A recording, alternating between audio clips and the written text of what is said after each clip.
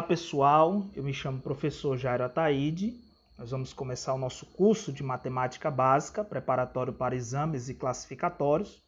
E a nossa aula de hoje será com conjuntos numéricos e suas propriedades. Nós veremos uma breve história e importância dos conjuntos numéricos, conjunto dos números naturais, o conjunto dos números inteiros, racionais, irracionais e também o conjunto dos números reais. Bem, provavelmente a primeira ideia de quantidade surgiu quando o homem pré-histórico ele percebeu a diferença entre um ou dois elementos. Os números eles surgiram por essa necessidade em atender a algumas atividades, seja do período pré-histórico, como os períodos posteriores da história, e assim nós vemos a necessidade do homem em registrar tanto em número quanto em quantidade. E aqui nós vemos um exemplo bem básico, que é a pintura rupestre no Parque Nacional Serra da Capivara, no Piauí, onde os nossos antepassados eles deixaram registrados, tanto em desenhos, como também fizeram certas quantidades. E isso vai nos dar uma pequena ideia do que o homem pré-histórico ele deixava registrado. Nós vamos ver também que a história mostra que o homem teve essa preocupação de contar objetos e registrar os números, seja através de ossos, seja através de pedras, desenhos, dedos ou qualquer outra forma. O homem ele procurava abstrair a natureza por meio de processos e determinar a quantidade. Claro que, juntando esses objetos que tinham característica em comum, nós vemos a definição ampla do que é um conjunto, né? Eles conseguiam juntar, eles conseguiam organizar e tornavam assim a sua vida cotidiana mais fácil. Nós vemos aqui alguns exemplos nessa figura onde tem ossos, onde tem aqui uma pedra e onde tem também aqui alguns hieróglifos, né, egípcios. Então o homem ele procurou organizar a sua vida através de conjunto, coleções que possuíam característica em comum. Claro que, pela definição de conjunto, conjunto é um agrupamento de quaisquer elementos, e é não somente números, viu? Que possuem características semelhantes. Nós vamos ver diversos exemplos de conjuntos, mas claro, nós vamos estar falando aqui de conjuntos numéricos. E como é, professor, que nós representamos conjunto? Bom, há várias maneiras de se representar um conjunto. As mais usadas são por especificação dos elementos e também pelo diagrama de Venn. A representação por especificação de elementos ela é feita por meio de chaves e vírgula. Os elementos são colocados entre chaves e separados por vírgula. Aqui nós vemos alguns exemplos. Por exemplo, conjunto A, calça, vestido, camisa. Conjunto de vestuário. O conjunto B, livro, caderno, caneta e borracha. Nós vemos aqui um conjunto de materiais escolares, de uso escolar. E o conjunto C, tijolo, argamassa, cimento. Nós vemos aqui um conjunto que é usado de materiais na construção civil. Os conjuntos são geralmente nomeados com letra maiúscula e a quantidade de elementos pode ou não ser infinita. Para representar uma sequência infinita, colocamos reticência após os elementos. As reticências também podem ser usadas quando não se deseja escrever todos os elementos, como forma de abreviar uma sequência finita. A exemplo, nós temos o conjunto F, 0, 2, 4, 6, 8, que representa uma sequência infinita de números pares, e o conjunto G, A, B, C, D, reticências, X, Y, Z. Claro que representa aí uma sequência finita do alfabeto e de maneira abreviada. Bem, a representação por diagrama de Venn ela é feita por meio de pontos marcados, elementos, no interior de uma figura plana, que será aí o nosso conjunto. A exemplo, nós temos aqui o conjunto D, A, B, C e D, que são os elementos, eles estão dentro de uma figura plana, que será o nosso conjunto, o conjunto D. Já o conjunto P formado pelos elementos 1, 7 e 8, eles estão aqui também, ó, representados pelo diagrama de Venn. Aqui, por especificação dos elementos, e aqui, por diagrama de Venn. Bem, dentro desse estudo dos conjuntos, nós temos também a união dos conjuntos. Quando nós fazemos a junção de elementos de conjuntos diferentes, representamos essa união pela letra U, o U maiúsculo, né? Que vai representar aí a união desses conjuntos. A exemplo, nós temos o conjunto R, que tem os elementos 1 e 3, e eu vou unir com o conjunto C, 6, 7 e 8. Dessa união, eu vou ter o conjunto que vai ter os elementos 1, 3, 6, 7 e 8. Então, eu peguei um conjunto e uni a outro. E os elementos do primeiro conjunto unidos com o segundo vai ser todos os elementos que tinham nos conjuntos anteriores. Falando também sobre conjunto, nós temos aí a intersecção.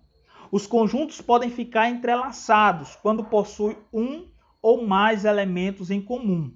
Esses elementos em comum, eles vão formar o conjunto chamado conjunto intersecção e são representados por esse símbolo, que é um U de cabeça para baixo.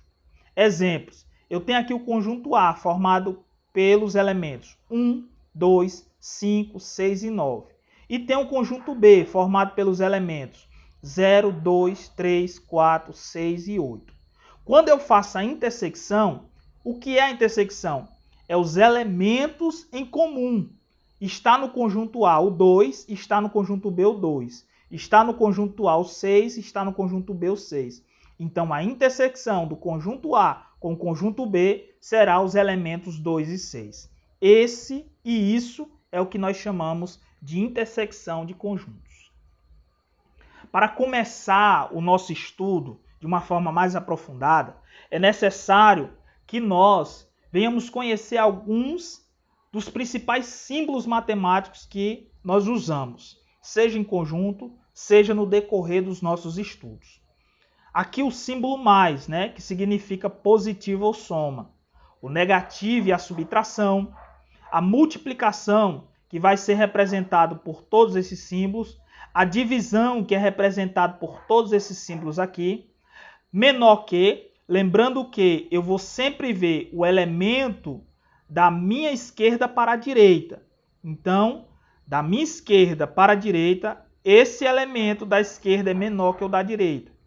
Aqui maior que, aqui menor ou igual, aqui maior ou igual, diferente, tal que, existe, que é o nosso E maiúsculo.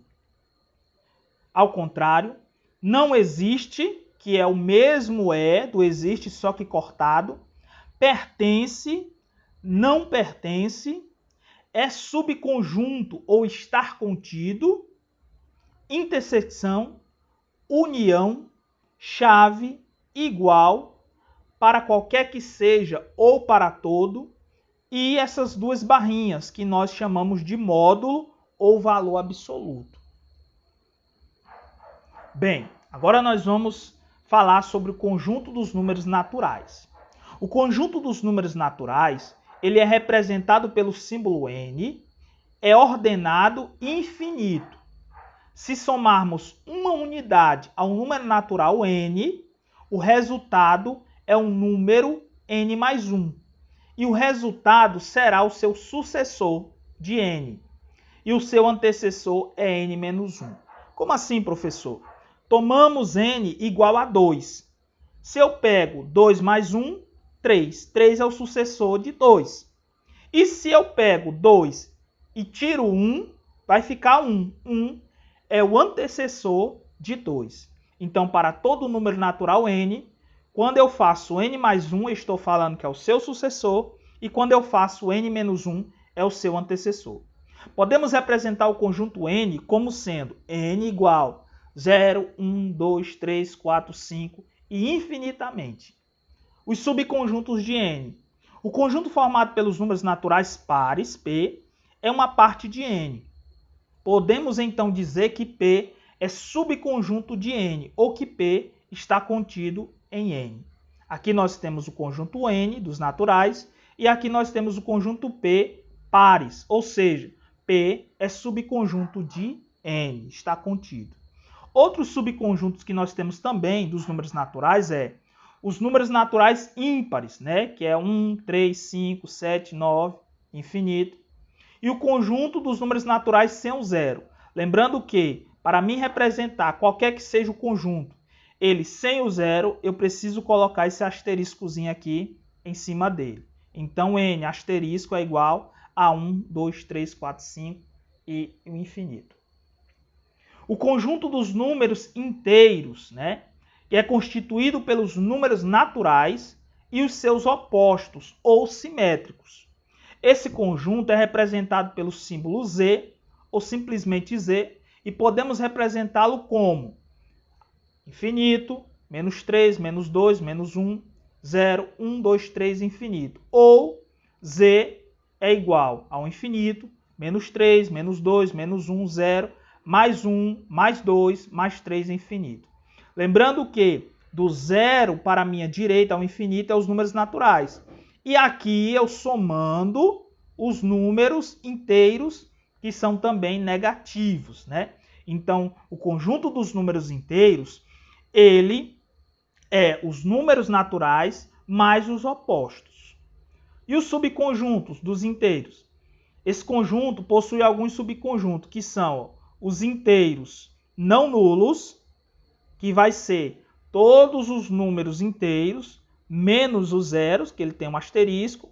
Eu tenho um conjunto dos números inteiros não positivo, que vai do infinito negativo até o zero, né? Tem esse menos aqui.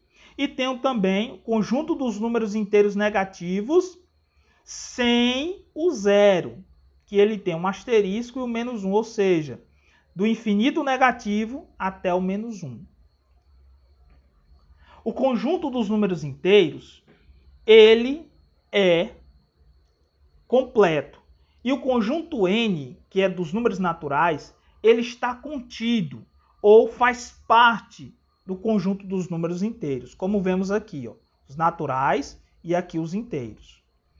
Uma coisa importante que nós temos que ver é o módulo ou valor absoluto.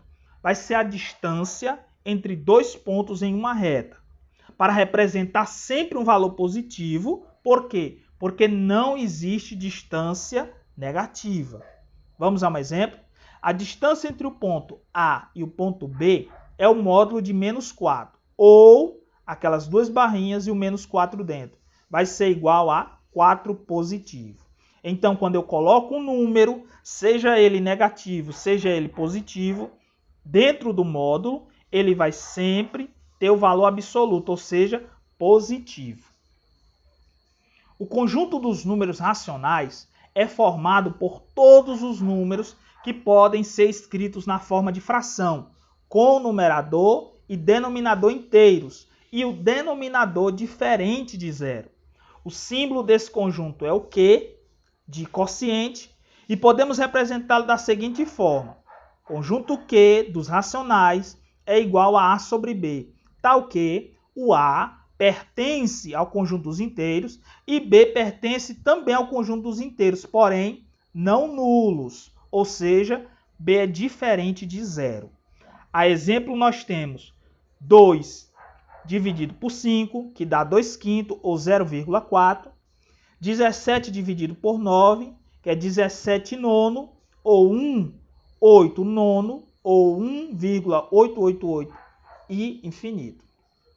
O número racional é todo número cuja representação decimal é sempre finita ou infinita e periódica. A exemplo disso nós temos aqui, ó, 3 dividido por 4 dá 0,75. É um número decimal e finito. 3 dividido por 1 dá 3, ou 3,0. É um número racional, decimal e também finito.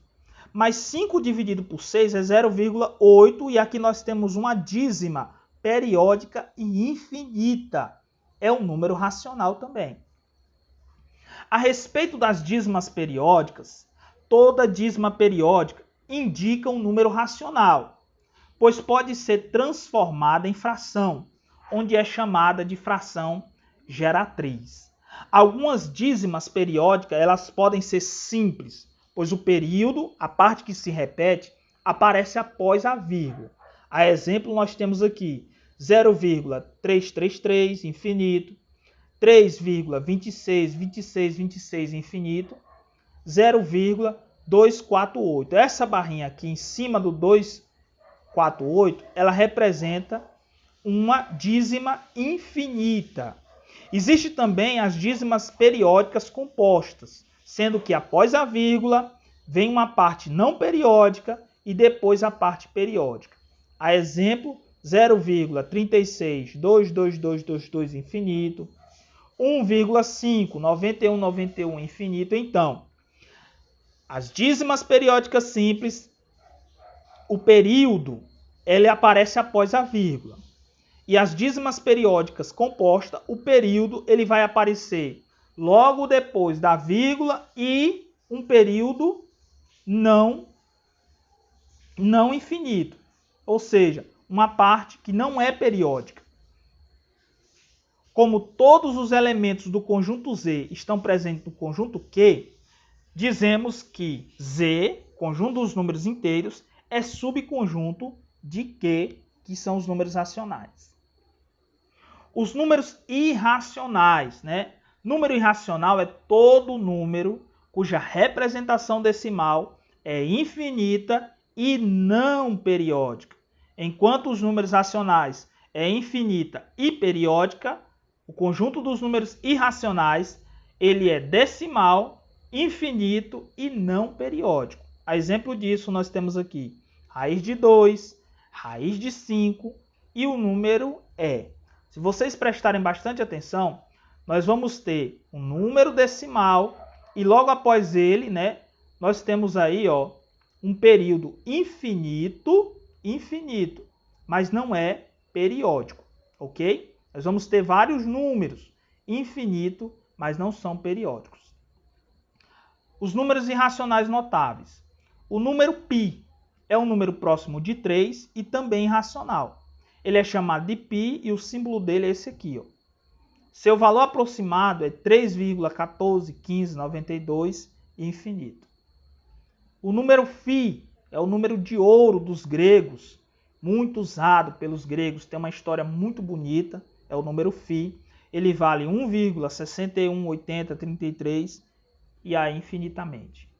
O número raiz de 2, como nós vimos, né? Ele vale 1,414235 e infinitamente.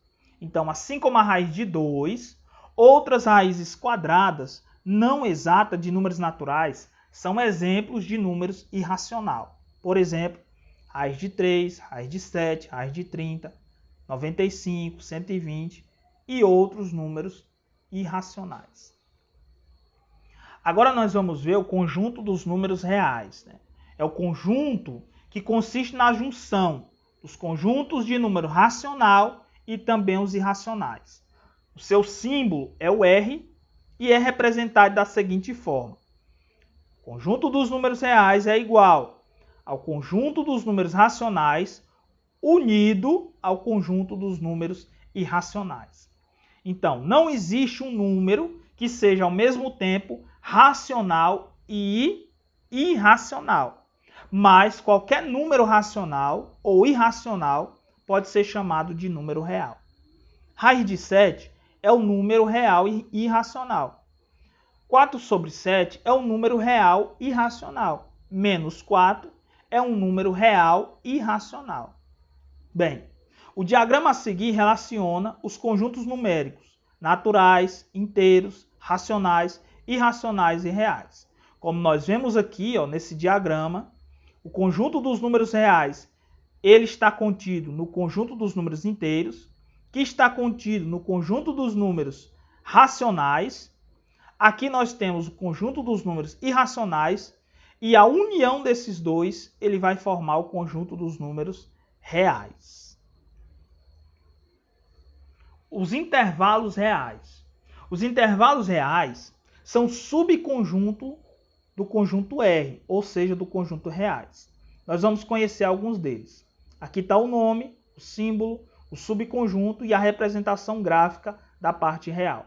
Bem, quando eu falo de intervalo fechado, eu vou estar usando sempre esse símbolo aqui, ó, o colchete, né? Por que eu vou usar ele? Porque ele está um intervalo fechado de extremos A e B. Eu vou dizer que um elemento x vai pertencer aos reais, tal que x ele é menor ou igual a B e maior ou igual a A. Lembrando que x ele vai estar compreendido nesse intervalo aqui e pode ser igual a A ou a B, se ele for fechado.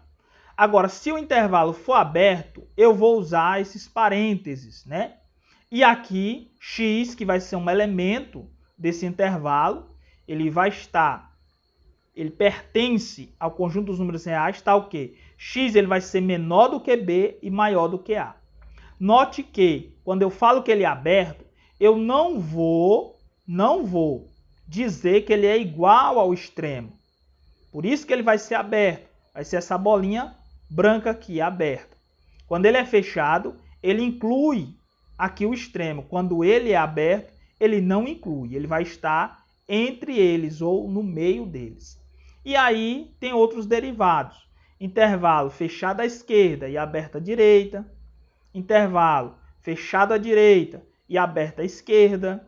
Eu vou ter intervalo com um extremo a mais infinito, que é esse símbolo aqui, ó.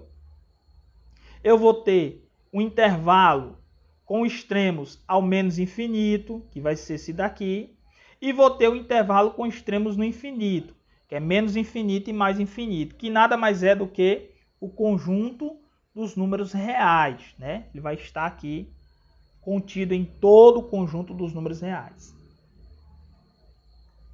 Então, vale ressaltar que a bolinha cheia vai representar um extremo pertencente ao intervalo. E a bolinha vazia representa um extremo que não pertence ao intervalo. Então, nós vamos, quando saber que o intervalo pertence ou não, a bolinha cheia vai aparecer menor ou maior igual. E a bolinha vazia vai aparecer menor ou maior. Então, quando ele é fechado, ele vai ser menor, maior, igual. Quando ele for aberto, ele vai ser menor ou maior somente. Então vamos aí para um raciocínio lógico. Sabe-se que Fofo é mais gordo do que Lulu. Bilu é mais gordo do que Fofo. Lulu é mais magro do que Bilu. Fifi é mais gordo do que Bilu. Afinal, qual é o mais gordo de todos? Então aqui nós vamos usar esses símbolos aqui, ó. Maior que, menor que, maior ou igual, né? Dizer como é que vai ser. Quando você fizer as contas, a resposta vai ser Fifi. Como assim, professor? Vamos lá, ó. Ele diz que Fofo é mais gordo do que Lulu, então, ó, a seta para cá. Ele diz que Bilu é mais gordo do que Fofo, a seta para cá. Ele diz que Lulu é mais magro do que Bilu, ou seja, Bilu é mais gordo do que Lulu. Se Bilu é mais gordo do que Fofo, mais gordo que Lulu, então Bilu é mais gordo do que eles dois. Só que Fifi é mais gordo do que Bilu. Então, logo, chegamos à conclusão que, dentre todos esses quatro, Fifi é o mais gordo de todos. Então, pessoal, eu quero agradecer a vocês. Essas são as nossas referências. Fiquem com Deus e bons estudos.